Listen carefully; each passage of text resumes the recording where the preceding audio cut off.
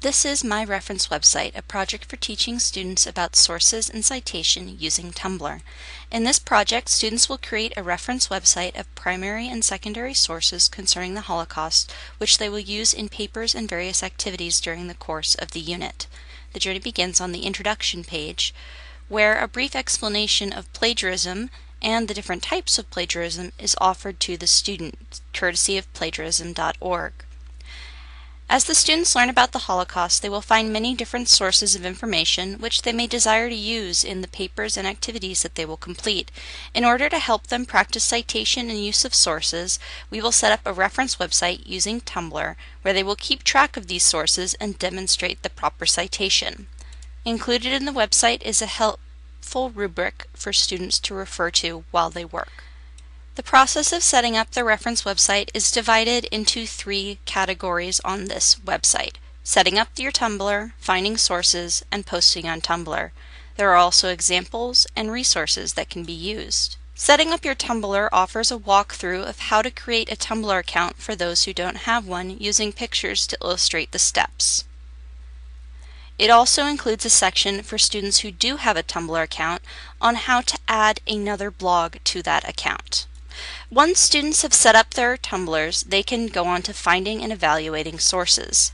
This website gives a brief overview of where to find sources and what sources are acceptable. For example, as you can see, Wikipedia is not an acceptable source of information. However, it can be used to help students find sources via the references on each page. There are also included helpful links for evaluating sources to see if it is credible and trustworthy.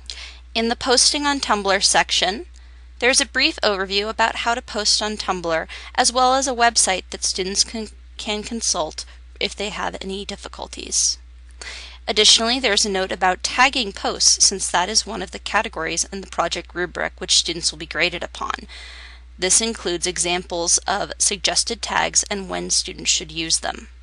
In the examples section, we have some photographs from the Tumblr I created to serve as a functional example. Here we see an example of a link with MLA and Chicago style citations, an example of a table of statistics, and an example of an image. All of these contain links that go to the Tumblr I set up for this website, so that you can see how it looks on Tumblr itself. The Resources section contains resources for citing sources, particularly the Citation Machine, a website which helps students to generate citations in APA, MLA, Chicago, and Turbane formatting.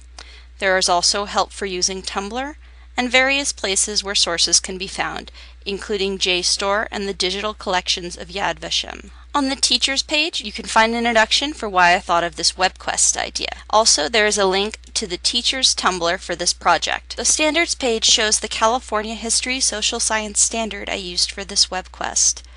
Also, the Common Core Digital Literary Standards and where they can be found. Thank you very much for watching this walkthrough of my reference website, a project for teaching students about sources and citation.